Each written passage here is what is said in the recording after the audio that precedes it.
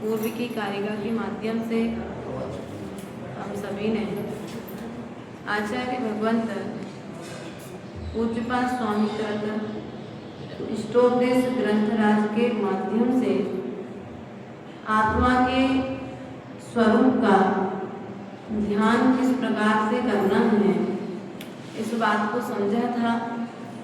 आज पुनः इसी क्रम को आगे बढ़ाते हुए इष्टोपदेश ग्रंथराज की कारिका नंबर 22 में प्रवेश करते हैं। कारिका नंबर 22 के माध्यम से आचार्य भगवंत क्या कहना चाहते हैं, क्योंकि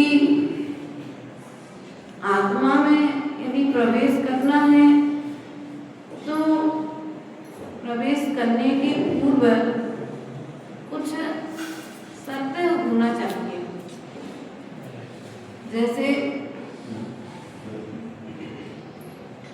स्कूल में एडमिशन लेना है, फॉर्म भरना पड़ता है, फीस भरनी पड़ती है, जाति प्रमाण लगाना पड़ता है, जन्म प्रमाण लगाना पड़ता है और आधार कार्ड दिखाना पड़ता है। स्थान जहाँ पर आप रह रहे हैं उस स्थान का आपको प्रमाण पत्र देना पड़ता है। अपना फोन नंबर, माता पिता का नाम, पूरा एड्रेस दोगे तब कहीं जाकर के आपको वहाँ पर एडमिशन मिलेगा। और एडमिशन के पहले भी इंटरव्यू, बिना इंटरव्यू के प्रवेश। तुम कितनी अच्छी फीस दे लो, तुम कितना अच्छा फॉर्म भर लो, लेकिन जब तक तुम इंटरव्यू के माध्यम से अपनी योग्यता को प्रकट नहीं करोगे तब तक उस विद्यालय में आपको प्रवेश नहीं मिलता है। वही बात आचार्य भगवंत यहाँ पर कह रहे हैं, जिस प्रकार से बिना इंटरव्यू दे आपको विद्यालय में प्रवेश नहीं मिलता है, उसी प्रकार से आपको आत्मा को यदि परमात्मा बनाना है तो पहले आपको परिणामों का इंटरव्यू देना पड़ेगा। पहले आपको परिणामों में किस किस चीज को हटाना है, किस चीज को किस प्रकार से व्यवस्थित करना है, यह पहले सीखना पड़ेगा। जब तक इस बात को सीखोगे नहीं, तब तक उस विद्यालय में, सिद्धालय में प्रवेश, यहाँ विद्यालय में प्रवेश करना है तो इतनी सारी शर्तों को पूरा करना पड़ता है। फिर तो हमें सिद्धालय में प्रवेश करना है, तो सिद्धालय में प्रवेश की भी तो कुछ शर्तें होंगी, तो उनको भी जब हम पूरा करेंगे तो निश्चित ही हम सिद्धालय में पहुंच जाएंगे। यही बात आचार्य भगवत यहाँ पर कह रहे थे।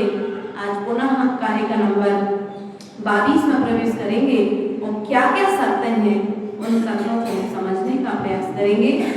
संयम्य कर्णग्राम मेघाब्दत्वेन चेतसा आत्मानमात्मानवाध्यायेत् आत्मनैवात्मनस्थितम्। अर्थात संयम्य कर्णग्राम, आत्मा इंद्रिय समूह को, इसको संयमित कर, विषयों को रोककर चित्त की मेकाग्रत्वेन अर्थात एकाग्रता से अपने आत्मा में स्थिर होकर अपने आत्मा द्वारा ही अपने आत्मा का चिंतन करें। आज से भगवान ने, कल हम लोग पढ़ रहे थे आदि पुराण के पहले भाग में, भगवान को स्वयंभू कहा है। तो स्वयंभू क्यों कहा? तो अपने ही आत्मा के द्वारा, जो अपनी ही आत्मा को जिन्होंने प्रकट कर लिया है उन्हें स्वयंभू कहा है।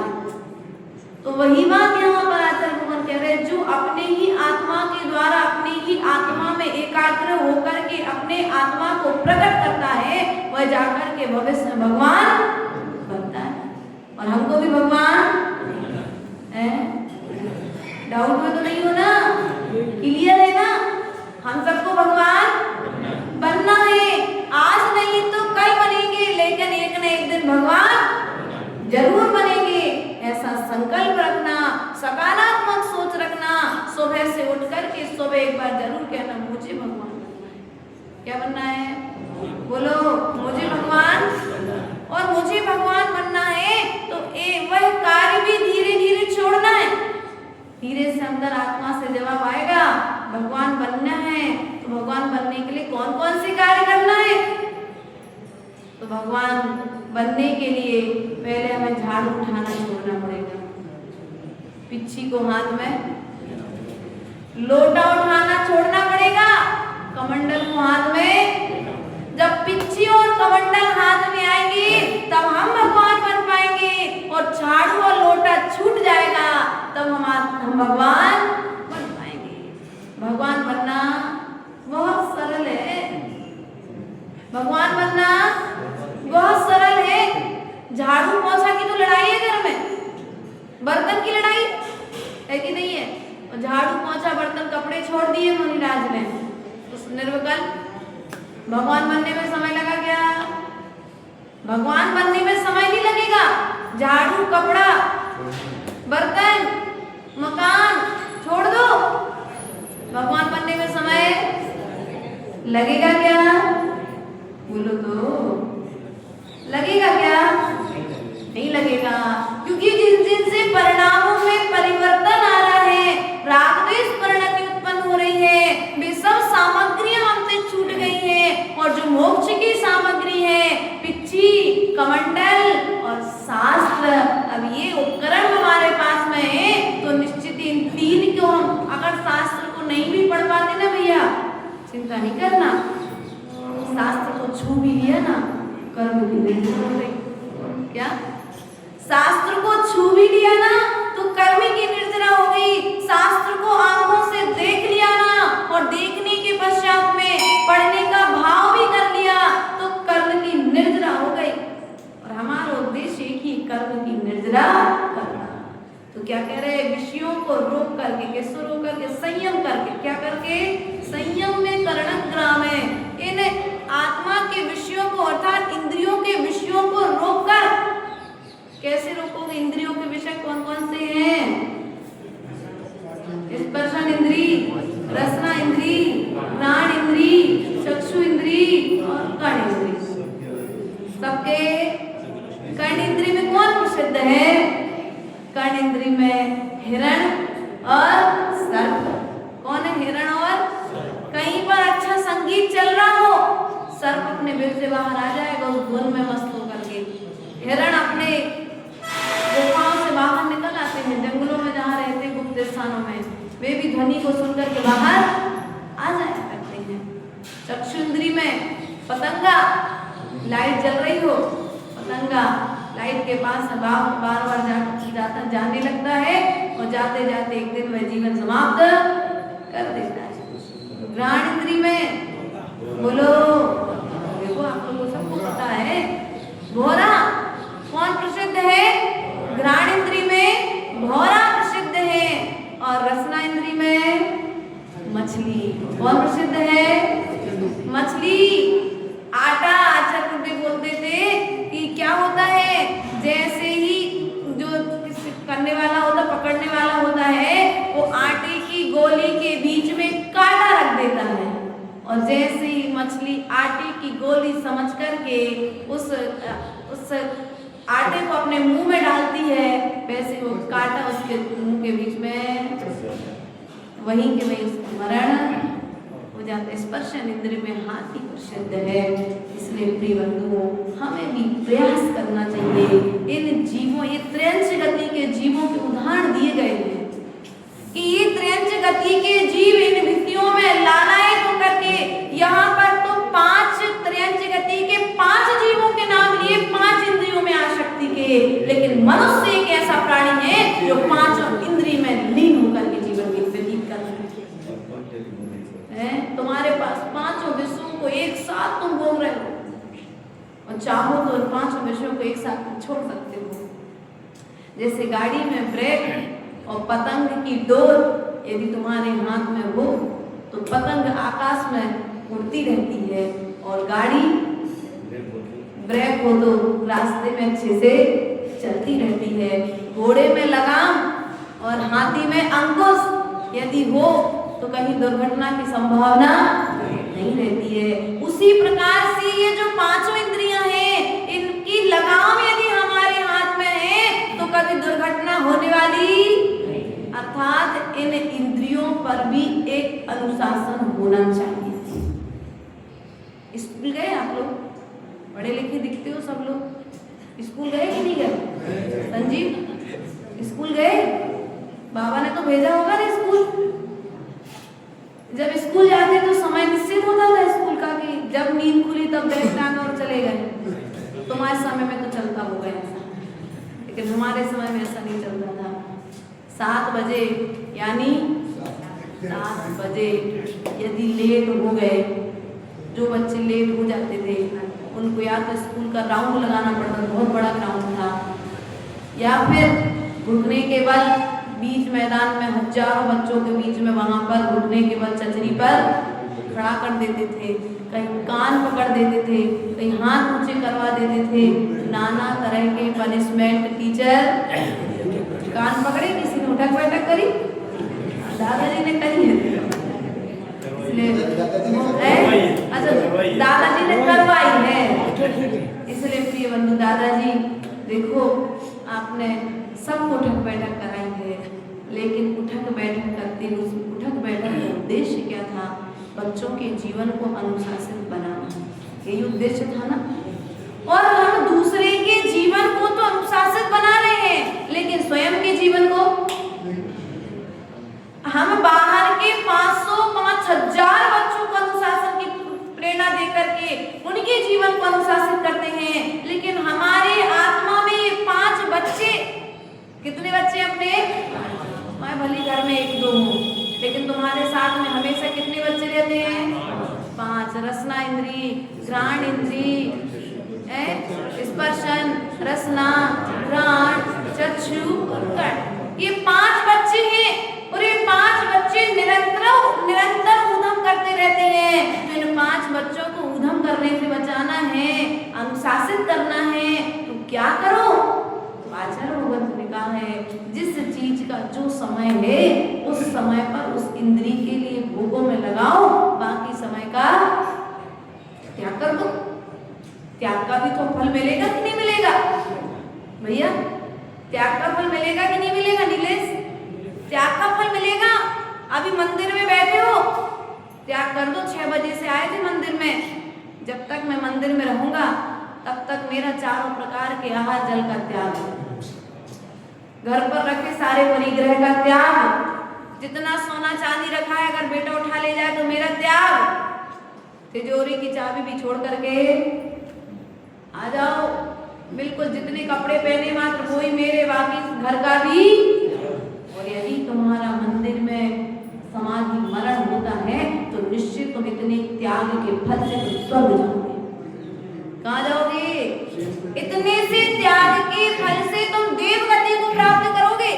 इसलिए इतना त्याग तो, दुकान पर बैठे हो, दुकान पर बैठे बैठे भी तुम समाधि की तैयारी कर सकते हो।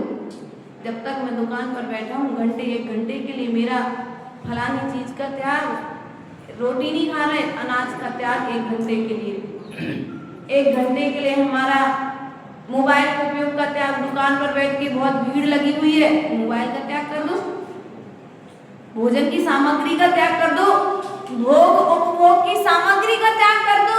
अर्थात उस समय भी आप परिग्रह परिमाण का व्रत पाल सकते हैं, अहिंसा व्रत पाल सकते हैं, आप अचौर व्रत पाल सकते हैं, आप सत्य महाव्रत का पालन कर सकते हैं कि आज मैं मंदिर जा रहा हूँ, आज मैं मंदिर में किसी भी तरह का झूठ नहीं बोलूंगा। लेकिन नियम, झूठ बोलते नहीं हो लेकिन नियम भी कभी और लेते नहीं हो तो नियम का फल भी तुम्हें मिलता नहीं है, क्योंकि नियम के फल से ही तो हमारे कर्म की निर्जरा होनी है। माता जी पाप नहीं करते, अरे भैया पाप नहीं करते तो नियम ले लो तो कर्म की निर्जरा।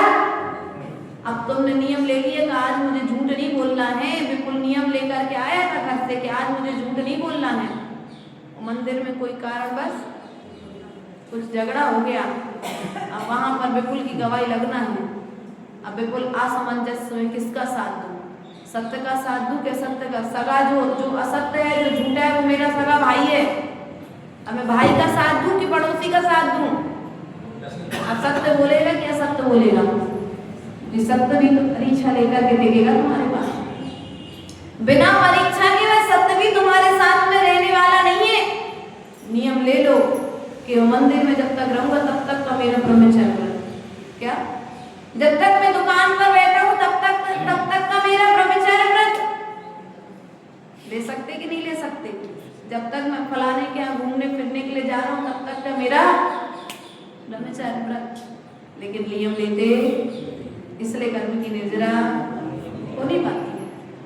हमें कर्म की निर्जरा करनी है तो कहीं ना कहीं हमें अपने जीवन को अनुशासित करना पड़ेगा, और जब जीवन अनुशासित रहेगा तो हमें भगवान बनने में समय नहीं लगेगा।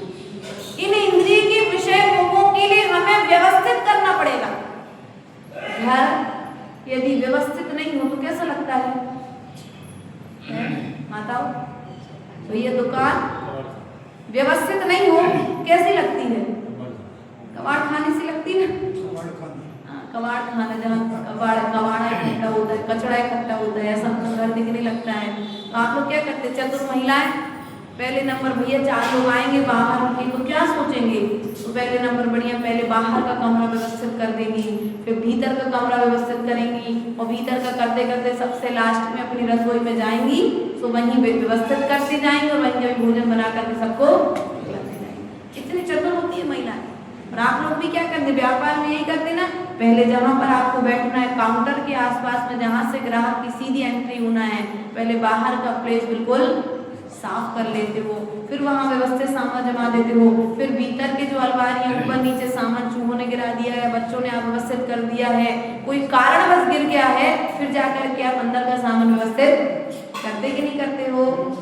बस इसी प्रकार से यदि तुम्हें कर्म की निर्जरा करना है तो पहले तुम्हें इंद्रियों को बाहर में व्यवस्थित करना पड़ेगा, फिर जाकर के इंद्रियां अंदर में अपने आप व्यवस्थित, धीरे धीरे इंद्रियां व्यवस्थित हो जाएंगी। तुम पहले बाहर में तो व्यवस्थित करो, बैठने का प्रयास तो करो। भगवान कैसे बैठेंगे?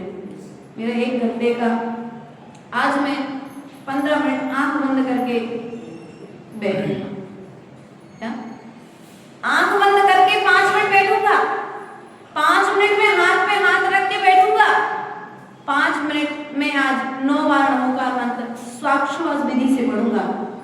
ले तो लो ये नियम, छोटे छोटे हैं, और ये नियम, ये एक छोटा सा नियम ही तुम्हारे लिए स्वर्ग और मोक्ष दिला सकता है। प्रयास तो करो, पता नहीं कौन सा नियम किस भाव में, किस उस नियम का संस्कार तुम्हारे साथ उदय में आ जाए।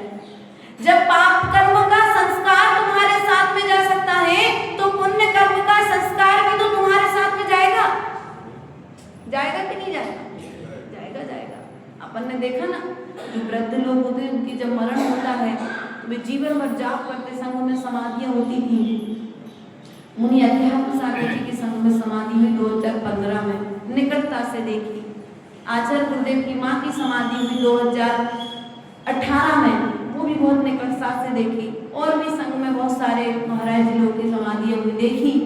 तो देखा मैंने कि वे क्या करते थे बूढ़े लोग। गुरुदेव ने जो किताबें पढ़ा दी, सुनने पढ़ ली, जितना उन्हें पढ़ना आता था सुनने किताबें पढ़ ली, और दिन भर अपनी माला ली और एक दिन में 100 माला, 150 माला, 200 माला नमोकार मंत्र की दिन भर में। 18 घंटे करना क्या है उन्हें? 2 बजे रात को उठ के बैठ जाना। तो क्या करेंगे 2 बजे से 2 बजे तक इधर, पूरा उनकी लगभग 22 घंटे में क्या करेंगे? 2 घंटे 2.5 घंटे की नींद, दिन भर जाप, रात भर जाप, चलने तो जाप। और अंत समय में जब समाधि मरण हुआ ना, तो किताब नहीं उठा पाए, कोई डायरी पेन नहीं उठा पाए। जो जाप फेरने का संस्कार था और नमोकार मंत्र हाथ पर गिरने का संस्कार था, तो चेतना अगर थोड़ा सा दिमाग ने काम करना भी बंद कर दिया ना, तो उंगलियों पर हाथ चलते रहे। क्या? उंगलियों पर हाथ, अपने हाथ पर उंगलियों पर नमोकार मंत्र चलता रहा। माला खिसकाते खिसकाते अध्यात्म सागर जी ने समाधि करी। अंतिम समय तक उनकी माला खिसकने से हम लोग समझते थे कि महाराज अभी हमारी बात को सुन रहे, समझ रहे।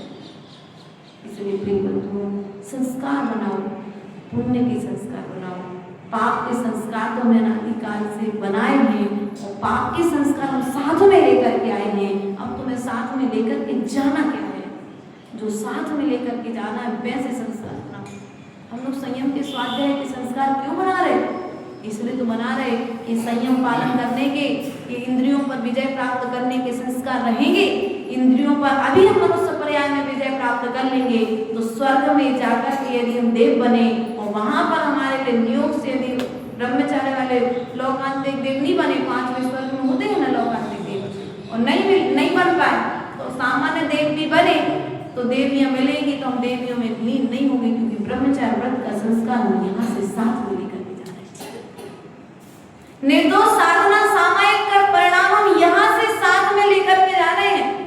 प्रतिक्रमण का संस्कार हम यहाँ से लेकर के जा रहे हैं। जिनेंद्र भगवान के दर्शन का संस्कार हम यहाँ से साथ में लेकर के जा रहे हैं। तो ये संस्कार हमारे साथ में वहां तक जाएगा ही जाएगा, और वहां पर भी हम कर्म की निजरा करेंगे। इसलिए प्रिय बंधुओं, अनुशासित करो, घर को व्यवस्थित करो, दुकान को व्यवस्थित करो, लेकिन घर और दुकान के बीच में रहते रहते अपने परिणाम को व्यवस्थित करो। इन इंद्रियों को भी व्यवस्थित करो, इनके विषय भोगों को भी व्यवस्थित करो। एक टाइम पीरियड निश्चित करो, मुझे कितने समय पर किस चीज का भोग करना है, और कब कितने समय पर कितनी चीजों का उपभोग करना है। एक दिन में कितने जोड़ी वस्त्र पहनते हैं? एक जोड़ी धोती दुपट्टा, दूसरी जोड़ी अभी चेंज कर लोगे, हो गए 4 जोड़ी का नियम ले लो। जब मैं गृहस्थ जीवन में थी ना, 10th क्लास में 2007 में जब मुझे वैराग आया, तो मैंने नियम ले लिया था, एक दिन में 4 जोड़ी कपड़े से ज्यादा कपड़े नहीं पहनूंगी। एक दिन में अधिक से अधिक करनी पड़ी तो 3 बार कंघी करेंगे, बाकी कंघी भी दर्पण में देखने का नियम। कितनी बार दर्पण देखोगे? देखते तो दिन भर हो नहीं, लेकिन नियम है। नियम तो हम ले सकते कि नहीं ले सकते? जो सोना चांदी तुम्हारे पास गोदरेज में अलमारी में रखा है, एक दिन में कितना किलो सोना पहनोगे? कितना तोला सोना पहनोगे? इतना नियम ले लो, बाकी का त्याग हो सकता है कि नहीं हो सकता ऐसा? तभी तो जाकर के धीरे धीरे त्याग के संस्कार बनेंगे। मन से तो त्याग हो जाए। आचार्य भगवान कहते तुम्हें आत्मा में प्रवेश करना है, और जब आत्मा में प्रवेश करना है तो तुम्हें क्या करना पड़ेगा? इंद्रियों के दरवाजे को पहले बंद करना पड़ेगा। क्या करना पड़ेगा? इंद्रियों के दरवाजों को बंद कर दो। और जब इंद्रियों के दरवाजे बंद हो जाएंगे तो फिर तुम अंदर का माल देख पाओगे। अंदर क्या है तुम्हारे घर में? तिजोरी है?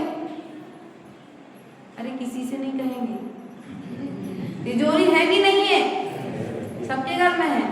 बड़ी सारी है कि छोटी सी है? जिसका जैसा धन वैसी तिजोरी। पहले कमरे में रखी है कि लास्ट कमरे में रखी? माइक बाहर का चालू तो नहीं तो डांग डल जाए। देखना, ध्यान रखना। तिजोरी आप कहाँ रखते हो? फ्रंट में रखते हो कि लास्ट में रखते हो? लास्ट में रखते हो ना। बीच में रखते हो अपना गुप्त स्थान, जहां पर सबसे ज्यादा सुरक्षित हो। घर में उस स्थान पर तिजोरी को विराजमान करते हो। तो जब तिजोरी खोलनी होती है, कोई सामान निकाल करके देना है, तो क्या करते? पहले बाहर का दरवाजा खोलते हो, फिर तिजोरी खोलते हो। पहले बाहर का दरवाजा, फिर बीच का दरवाजा, फिर बीच के जब 3-4 दरवाजे बंद हो जाते हैं, तब कहीं जाकर के तिजोरी खोलते हो। हैं? क्या करते हो? पहले बाहर के दरवाजे बंद करते हो, फिर बच्चे से कहते हो बेटा चलो तुम लोग बाहर खेलो। फिर बाहर वाले कमरे में बच्चों को खेलने के लिए छोड़ देते हो। फिर बीच वाले रूम में तुम जाते हो, वहां का दरवाजा बंद करते हो। फिर जाकर के लॉकर में चाबी लगा करके फिर तिजोरी बोलो। तिजोरी की सुरक्षा तुमने कैसे करी? ऐसे आत्मा में यदि प्रवेश करना है तो पहले एक दरवाजा कर्ण इंद्री का बंद करना पड़ेगा, दूसरा दरवाजा तुम्हें चक्षु इंद्री का बंद करना पड़ेगा, तीसरा दरवाजा तुम्हें घ्राण इंद्री का बंद करना पड़ेगा, चौथा दरवाजा रसना इंद्री का बंद करना पड़ेगा और पांचवा दरवाजा स्पर्शन इंद्री का बंद करना पड़ेगा। तब कहीं जाकर के तुम्हारी आत्मा की तिजोरी में कौन कौन से गुण विराजमान है, कौन कौन से रत्न विराजमान है, वे रत्न तुम्हें निहारने के लिए, देखने के लिए मिलेंगे।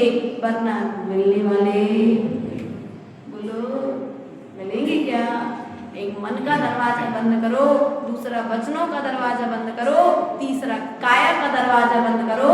तब कहीं जाकर के तुम्हारी आत्मा में जो सम्यक दर्शन, सम्यक ज्ञान और सम्यक चारित्र रूपी रत्न विराजमान है, तब कहीं जाकर के 3 रत्न दिखाई देंगे। बाकी ना तो ये रत्न टार्च से दिखाई देते हैं, ना ये रत्न सूरज के प्रकाश से दिखाई देते हैं। ये रत्न तो जब इन इंद्रियों का उपद्रव बंद हो जाता है और इन 3 गुप्तियों का उपद्रव बंद हो जाता है, ये 8 दरवाजे जब बंद हो जाते हैं ना, तब कहीं जाकर के हमें आत्मा के भीतर में 3 रत्न दिखाई देते हैं। इसलिए प्रयास करो इन 3 रत्नों को देखने के लिए अपनी इंद्रियों को व्यवस्थित करो, अनुशासित करो, तब कहीं जाकर के तुम भगवान बन पाओगे। इन्हीं भावनाओं के साथ बोले भगवान महावीर स्वामी की जय।